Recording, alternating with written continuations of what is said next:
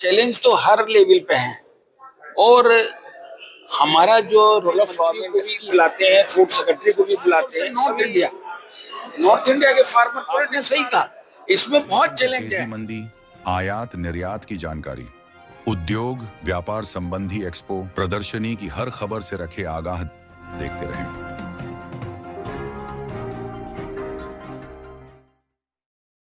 नमस्कार, आप देख रहे हैं केएनए डिजिटल मीडिया ग्रुप में रंजन इसके उद्योग व्यापार की खास खबरों के साथ। दोस्तों, अभी मैं मौजूद हूं दिल्ली के जनपद इंपीरियल होटल, जहां the roller flour mill federation of India द्वारा एजीएम का आयोजन किया गया है। और इसी एजीएम में दोस्तों यूपी से आए हुए प्रदीप कुमार सिंघल जी, उन्होंने क्या कुछ बताया इस एजीएम के बारे में, गेहूं प्रोडक्शन के बारे में, रोलर फ्लोर मिल के बारे में। आइए देखिए इस रिपोर्ट को।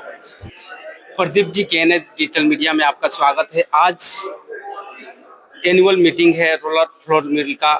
किस तरह के चैलेंजेस से गुजर रही है रोलर फ्लोर मिल जो है आज के डेट में, और किस तरह की मांगे हैं सरकार से, क्या कहेंगे?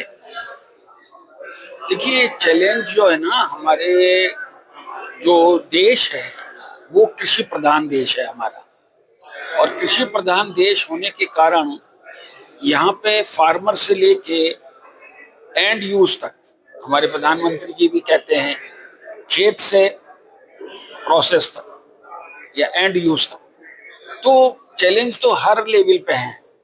और हमारा जो रूरल फार्म इंडस्ट्री है वो हमेशा इन सारे चैलेंजों को एक्सेप्ट करती है और उनके साथ उन चैलेंजों को एक सामंजस्य बना के केंद्र सरकार से, राज्य सरकारों से मिलकर उनको पूरा फुलफिल करती है और देश की तरक्की में अपना पूरा सहयोग करती है। आज जो मीटिंग आयोजित की गई है, एनुअल मीटिंग आयोजित की है, किस तरह की बातें निकल करके आएगी, क्या कहेंगे? देखिए, आज जो हमारी जो ये एजीएम होती है ये हर साल होती है जी। क्योंकि कंपनी लॉ के हिसाब से हमें ये 30 सितंबर से पहले पहले करनी होती है। हम लोग ये हर बार मिलते हैं और केंद्रीय मंत्री को भी बुलाते हैं, फूड सेक्रेटरी को भी बुलाते हैं, सभी जो भी स्टेक हैं, चाहे एफसीआई के हैं, उन्हें सबको बुलाते हैं और उनसे पूछते हैं, कहते हैं कि आगे हमारे को जो चैलेंजेस हैं हमारे प्रदेश में, हमारे देश के अंदर, उनको कैसे फुलफिल करें। जैसे सबसे बड़ा चैलेंज क्या है, जो हमारे प्रधानमंत्री ने कृषि कानूनों को समाप्त किया जी। वो कृषि कानून हमारे देश के लिए एक ऐसा गोल्ड माइन था कि अगर ये कृषि कानून हटे हुए होते तो आज फार्मर को दुगना नहीं चौगुना पैसा मिलता आज। लेकिन फार्मर जो है पॉलिटिक्स में आ गए और खास तौर से नॉर्थ इंडिया के फार्मर पॉलिटिक्स में आ गए, जबकि साउथ इंडिया, वेस्ट और ईस्ट, उनसे कोई मतलब ही नहीं था। और खास तौर से वो लोग आए जो गन्ना किसान है। गन्ना किसान का सारी क्रॉपों से क्या मतलब है, और खास तौर से हमारी वीट से, गेहूं से। हमारे यहाँ आज में मंत्री जी आ रहे हैं, हमारे प्रहलाद जोशी जी, जिनको मैं सन 14 से समझता हूँ कि वो हमारे मोदी सरकार में बहुत अच्छा काम कर रहे हैं। प्रहलाद जोशी जी, मैं उनको कुछ बातें कहना चाह रहा हूँ कि हमारे को गेहूं की पैदावार बढ़ानी चाहिए। जी, अभी आपने एजीएम में एक बात आपने रखी कि चाइना हमसे जो है आगे निकलते जा रहा है, हम इन बातों पर क्यों नहीं ध्यान दे रहे हैं? साउथ इंडिया है, साउथ इंडिया अपने प्रोडक्शन पर ध्यान दे रहा है, उनके जो प्रोडक्शन है वो काफी महंगे प्रोडक्शन है, लेकिन हम जो है धान, चावल, गेहूं ये प्रोडक्शन करते हैं, लेकिन यील्ड जो है बहुत कम होता है। यस, आपने सही कहा, इसमें बहुत चैलेंज है। यील्ड के लिए हमारे प्रदेश में हमारे केंद्र सरकार ने हर किसान को पानी का बहुत सुविधा दे रखी है, खाद की बहुत सुविधा दे रखी है। कितनी हजारों करोड़ की सब्सिडी दे रहे हैं खाद पे। बिजली तो हमारे उत्तर प्रदेश में अब 2 साल से फ्री कर दी है किसानों के लिए। सोलर पे हम लोगों का ध्यान है, फोकस है केंद्र सरकार का, राज्य सरकार का, कि सोलर को अपने किसानों को देना चाहिए। तो मेरा मानना यह है कि जो हमारा बीज है गेहूं का, वो उसके ऊपर कोई फोकस नहीं हो रहा। और यहाँ मैं मंत्री जी से यही कहने वाला हूँ, आप फोकस करिए बीज का। और दूसरा स्टोरेज का, स्टोरेज स्टील साइलो, मैंने 20 साल पहले स्टील साइलो लगाया मैंने डॉक्टर मनमोहन सिंह को चिट्ठी लिखी कि चाइना में कितना स्टील साइलो लगा हुआ है, हमारे यहाँ कितना स्टील साइलो है। हमारा देश और चाइना, ठीक है कि चाइना में लैंड बहुत है, हमारा देश में इतनी लैंड नहीं है, लेकिन पॉपुलेशन चाइना को आज हमने पीछे छोड़ दिया है। चाइना को आप देखिए ना, तो जब चाइना को हमने पीछे छोड़ दिया है तो स्टोरेज चाहिए हमें।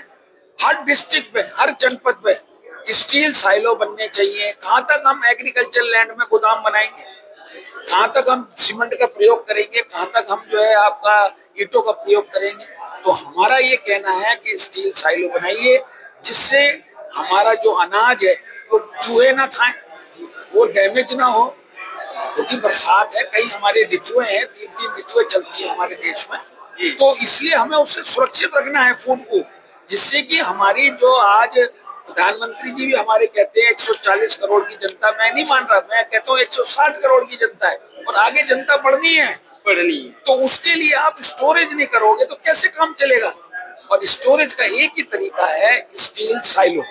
जो सर एक बहुत बड़ी एक चैलेंजेज है, खास करके धान, गेहूं और ये जो फसलें हैं, लेकिन एक प्रचलन अभी ऑर्गेनिक का शुरू हुआ है। क्या बढ़ती हुई जनसंख्या के साथ ऑर्गेनिक खेती का बढ़ावा देना, ये कितने चैलेंजेज है। और ये फ्लोर मिल जो है यहाँ एजीएम हो या किसी भी तरह के जितने भी आप लोग आए हुए हैं इस एजीएम में, सभी कहीं ना कहीं एक बहुत बड़े मिलर्स हैं। तो किस तरह की चीजें इसको आप देखते हैं आप उपभोक्ताओं के लिए। मैं उपभोक्ताओं के लिए हमेशा, हमारी रोलर फ्लोर मिल इंडस्ट्री ने उपभोक्ताओं को ही सोचा है कि जिससे उन्हें सस्ता आटा मिले, सस्ती मैदा मिले, सस्ती सूजी मिले। मैं गारंटी कर रहा हूं अपनी फेडरेशन की तरफ से, अपनी एसोसिएशन की तरफ से, कोई भी रोलर फ्लोर मिल वाला महंगा बेचने के इच्छुक नहीं है।